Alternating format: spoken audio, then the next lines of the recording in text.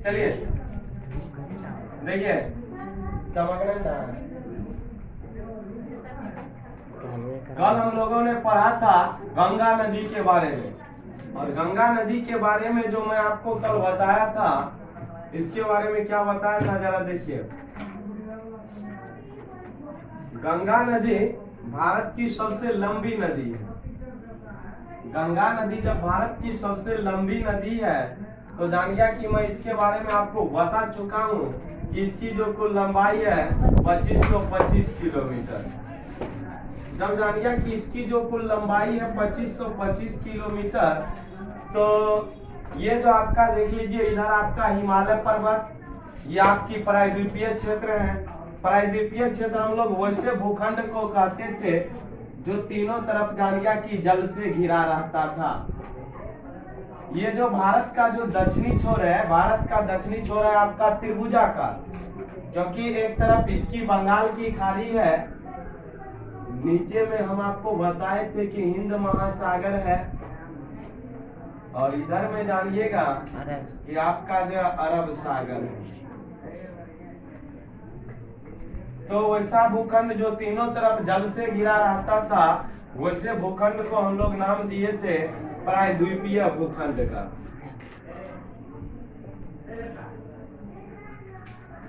जिस समय हम लोग नदी चालू किए थे तो क्या बताए थे, नदी को कितने भागों में? 2 भागों में। एक जानिया कि आप लोग को हम पढ़ाए हैं कि हिमालय क्षेत्र की नदी अलग होती है, और जानिया कि प्रायद्वीपीय क्षेत्र की नदी अलग होती है। प्रायद्वीपीय क्षेत्र की नदी में क्या बताए थे, जिस नदी में जल कितना मारे, 6 मारे, या अर्धवार्षिक रहे या मासिक रहे, वैसे नदी को हम लोग नाम दिए थे प्रायद्वीपीय क्षेत्र की नदियां। और जानिया की जो है वैसी नदी जिसमें जानिया की सालों भर जल प्रवाहित होती है, वैसी नदी को हम लोग नाम दिए थे हिमालय क्षेत्र की नदियां। याद कीजिए, हिमालय क्षेत्र की नदी को हम लोग कितने भागों में बांटे थे? 3 भागों में। एक आपका सिंधु नदी, दूसरा आपका सतलज, यानी कि गंगा के जगह पे हम लोग किसको ले लिए थे? सतलज को। और तीसरा हम लोग किसको लिए थे? ब्रह्मपुत्र को। ये तीनों नदी जानिया की इंटरनेशनल नदी है या अंतरराष्ट्रीय नदी है, क्योंकि तीनों नदी 3 देशों से होकर गुजरती है। सिंधु नदी आपका कहां से कहां तक गुजरती है? चीन, भारत और ब्रह्मपुत्र नदी आपका चीन, भारत और बांग्लादेश। कौन सा देश? और सतलज नदी आपका चीन, भारत और पाकिस्तान। तो हम लोग हिमालय क्षेत्र की नदी में ही जान गया कि ये जो पाठ पढ़ रहे हैं गंगा नदी का, तो गंगा नदी में जानिया की ये जो जल जो है वह सालों भर प्रवाहित होती है। इस कारण से जानिया कि इसको हम लोग जो अंतरराष्ट्रीय नदी या जानिया की जो है वार्षिक नदी कहते हैं। ये भी नदी कितने देशों से होकर गुजरती है? कितने देशों से? कौन कौन सा देश? भारत और बांग्लादेश। तो याद रखिएगा कि गंगा नदी भी आपकी अंतरराष्ट्रीय नदी है। ये नदी भी जानिया की जो है विश्व के 2 देशों से, एक तो आप अपना देश ले लीजिए और दूसरा जानिया की बांग्लादेश को जोड़ लीजिए। अब देखिए, कोई भी नदी अपने साथ अकेले जल को लेकर किसी खाड़ी में नहीं गिरती है, बल्कि जानिया कि अपने साथ बहुत सारी नदियों के जलों को लेकर चलती है। जब ये बहुत सारे नदी के जल को लेकर चलती है, तो जो नदी इसके साथ जाती है वैसे नदी को हम लोग कहते हैं सहायक नदी। कौन सी नदी? तो गंगा नदी की जो है 2 सहायक नदी है, एक तो हिमालय क्षेत्र की सहायक नदी और दूसरा प्रायद्वीपीय क्षेत्र की सहायक नदियां। देखिए, ये आपका है गंगा नदी और ये आपका है हिमालय पर्वत। तो हिमालय पर्वत से जो भी नदी आकर जानिया कि इनसे मिलेगा, उसका क्रमवार रूप मैंने आपको बताया था। और ये जो आप एक नदी का जो लाइन देख रहे हैं, इसको हम लोग क्या नाम दिए थे? यमुना। अब याद कीजिए, रामगंगा, गोमती,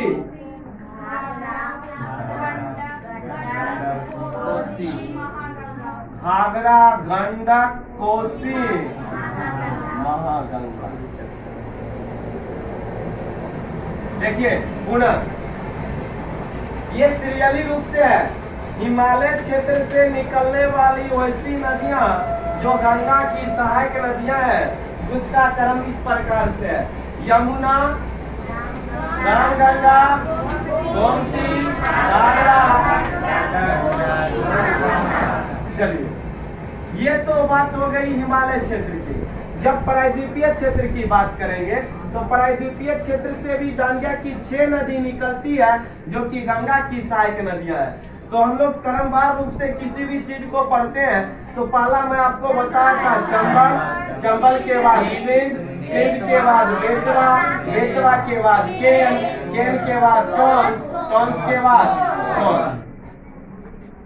ये 6 नदियां जानिया की गंगा की सहायक नदियां हैं, लेकिन प्रायद्वीपीय क्षेत्र की सहायक नदियां हैं जिसमें आपका आता है यमुना, चंबल, सिंध, बेतवा, केन, टॉन्स और सोन। चलिए अब ये जो गंगा की ये सभी जो सहायक नदियां हैं तो जानिया कि गंगा नदी जो कि भारत की सबसे लंबी नदी है, और आप जो पढ़ते हैं कि गंगा नदी जो है हिमालय के गंगोत्री के गोमुख से निकलती है, क्या ये सही है? गलत है। यानी कि बाजार में जो आपका जो मोटा मोटा बुक में जो लिखा है ये गलत है। कल मैं आपको बताया था कि गंगा नदी का निर्माण कैसे होता है, जरा इसको देखिए। एक नदी में आपको गुजारा था इस तरह से, यहाँ पर एक नदी बनाया था और आगे चलकर इसको मिलाए थे और यहाँ इस तरह से देखिए। ये जो आपकी जो ये वाला जो आप बिंदु देख रहे हैं इसको हमने माना था सतोपत ग्लेशियर। कौन सा ग्लेशियर? सतोपत ग्लेशियर। और ये जो आपकी नदी थी इस नदी को हम लोग क्या नाम दिए थे? भागीरथी नदी का नाम दिए थे। खोलो।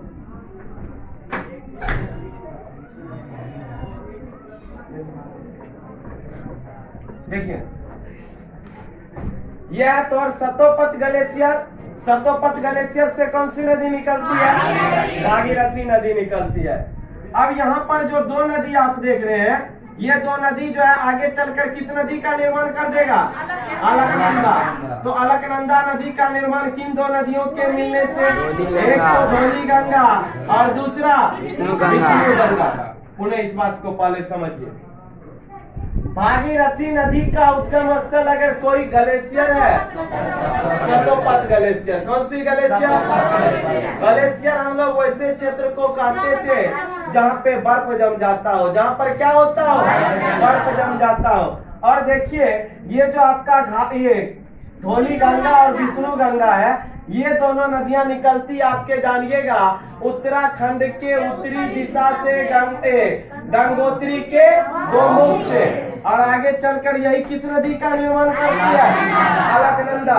और जब भागीरथी और अलकनंदा देव प्रयाग में मिल जाती है तो कौन नदी बन जाती है?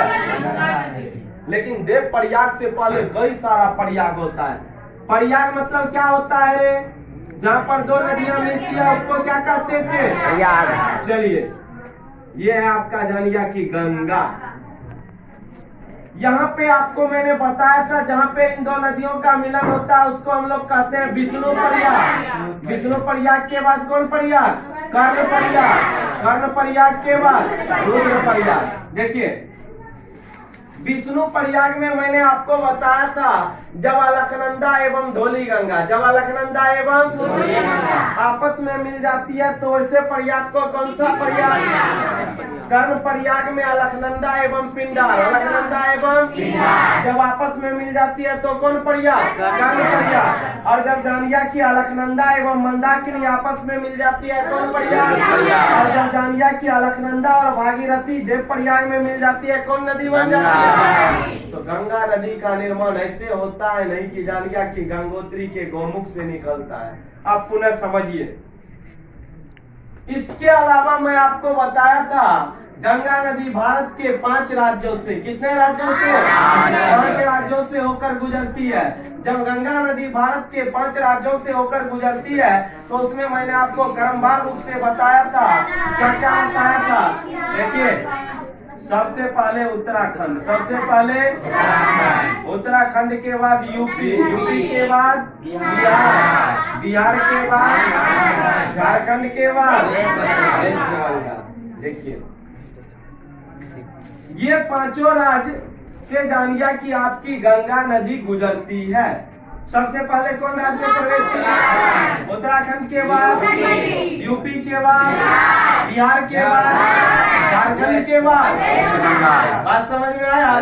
चलिए अब गंगा नदी की सर्वाधिक लंबाई अगर किसी राज्य में है उत्तराखंड में, किसमें? उत्तराखंड। और गंगा नदी की सबसे कम लंबाई झारखंड में। पुनः याद कीजिए, गंगा नदी की सर्वाधिक लंबाई किस राज्य में? गंगा नदी की सबसे कम लंबाई झारखंड की राजधानी कहाँ है? रांची। किस पठार पर स्थित? छोटा नागपुर पठार। चलिए, बात सही है। अब मैंने आपको बताया था, क्या बताया था? देखिए, बंगाल के ऊपर में आपका एक स्टेट पड़ता है जिसको हम लोग कहते हैं पश्चिम बंगाल। क्या कहते हैं? पश्चिम बंगाल। और बताया था जब ये जो आपकी गंगा नदी है, गंगा नदी जब जानिया की पश्चिम बंगाल राज्यों में प्रवेश करती है तब गंगा नदी दो भागों में, कितने भागों में? भागीरथी और अलकनंदा मिलकर बना दिया गंगा। लेकिन जैसे ही गंगा नदी पश्चिम बंगाल में प्रवेश किया, उन्हें कितने भागों में बट गया? एक का हम लोग नाम दिए थे भागीरथी और दूसरा का नाम दिए थे हुगली। क्या नाम दिए थे? याद कीजिए, मैंने आपको बताया था कि ये जो हुगली नदी है, हुगली नदी जानिएगा कि जो है आपका पश्चिम बंगाल में गुजरती हुई जानिया की आगे की ओर बढ़ती है। लेकिन पश्चिम बंगाल की राजधानी कहाँ है रे? किस नदी के तट पर स्थित है? हुगली नदी के तट पे। याद कर लीजिए, पश्चिम बंगाल में जब गंगा नदी जाती है तो कितने भागों में बट जाती है? भागीरथी एवं जानिया की पश्चिम बंगाल की राजधानी कोलकाता किस नदी के तट पे? और झारखंड की राजधानी मान के चलिए रांची है, तो रांची के समीप छोटा नागपुर पठार है। बताए थे? छोटा नागपुर पठार के बीचों बीच से एक नदी गुजरती थी जिस नदी को हम लोग नाम दिए थे दामोदर नदी। कौन सी नदी? याद कीजिए, झारखंड की राजधानी रांची, रांची के समीप छोटा नागपुर पठार, छोटा नागपुर पठार के बीचों बीच से जानिएगा एक नदी गुजरती है जिस नदी को कौन सी नदी कहते हैं? और दामोदर नदी किससे मिलती है? और आगे चल के अपने जलों को किस खाड़ी में? इतना तक बात समझ में आया? चलिए, अब ये भागीरथी नदी जानिया की बांग्लादेश में प्रवेश कर जाती है। पश्चिम बंगाल के बाद किस देश में? बांग्लादेश। और जैसे ही भागीरथी बांग्लादेश में प्रवेश करती है तो नाम चेंज हो जाता है। जैसे मान के चलिए, अभी आप यहाँ पर हमारे सामने बैठे हुए, तो आप मेरा क्या है? छात्र है। आप अपने पापा के समीप बैठते हैं तो आप उसके क्या है? बेटी है या बेटा है। आप अपने मौसी के समीप बैठते हैं तो कुछ अलग नाम हो जाता है। यानी जगह आपने परिवर्तन किया, आपका नाम क्या हुआ? परिवर्तन हो गया। तो गंगा नदी भी जगह परिवर्तन किया, परिवर्तन किया तो नाम चेंज होगा। जैसे ही जानिया की यह बांग्लादेश में प्रवेश करती है तब इसको हम लोग भागीरथी या गंगा नहीं कहते हैं बल्कि पद्मा कहते हैं। क्या कहते हैं? याद कीजिए, जिस समय हम लोग ब्रह्मपुत्र नदी पढ़े थे तो मैंने आपको बताया था बांग्लादेश में ब्रह्मपुत्र को ब्रह्मपुत्र नहीं बल्कि यमुना कहे जाते हैं। क्या कहे जाते हैं? यमुना लिखा जाता है, पढ़ते हैं जमुना। यानी याद रखिएगा, बांग्लादेश में ब्रह्मपुत्र नदी को किस नाम से जानते हैं? तो किस नाम से? जमुना के नाम से जानते हैं। पुनः अब देखिए, जब ये जानिएगा कि जो है भागीरथी नदी जमुना नदी से मिलती है तो इसको हम लोग नाम देते हैं पद्मा का। किसका नाम देते हैं? यह तो जानिया कि जमुना पूछे या ब्रह्मपुत्र पूछे, बात एक ही है। और जानिया कि जब ये पद्मा आगे बढ़ती है तो आगे इसको एक और नदी मिलती है जिसको हम लोग बराकिया क्या कहते हैं? मेघना।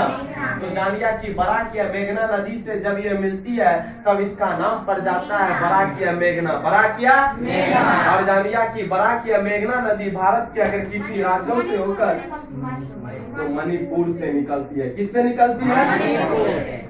मणिपुर की राजधानी इम्फाल। इम्फाल। चलो, इतना बात अगर आप जान गए तो मैंने आपको बताया था गंगा एवं ब्रह्मपुत्र का डेल्टा विश्व का सबसे बड़ा डेल्टा।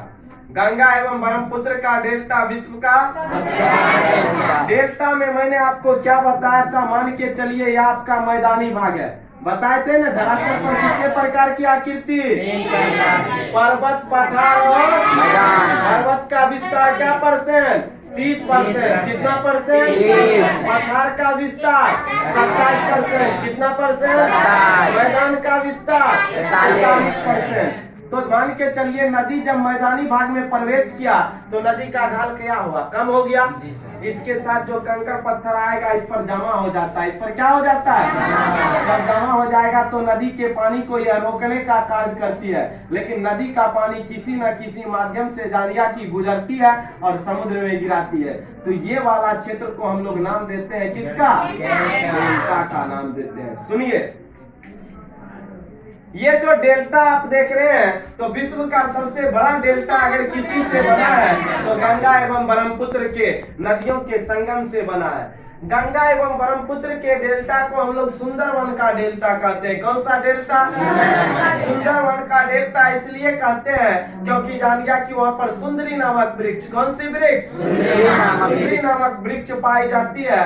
अब जरा सोचिए, आप लोग छाता देखे हैं? छाता अभी आधुनिक युग वाला छाता नहीं, हम लोग के समय वाला, जब हम लोग बचपन में थे, ठीक है ना, उस समय का जो छाता होता था, अभी का छाता सीधा रहता है डंडा, उस समय छाता का जो आकार होता था डंडा मुड़ा होता था। जैसे मान के चलो अभी बहुत कम, अब आज के बच्चों में डिस्को युग में ना, चलिए ये मान के चलिए आपका छाता है तो डंडा ऐसे सीधा रहता है, उस समय छाता का डंडा मुड़ा रहता था इस तरह से, अंग्रेजी वर्ण के यू आकार के जैसा। देखे तो मान के चलिए अंग्रेजी वर्ण के यू आकार के जैसा जानिया की मुड़ा रहता था।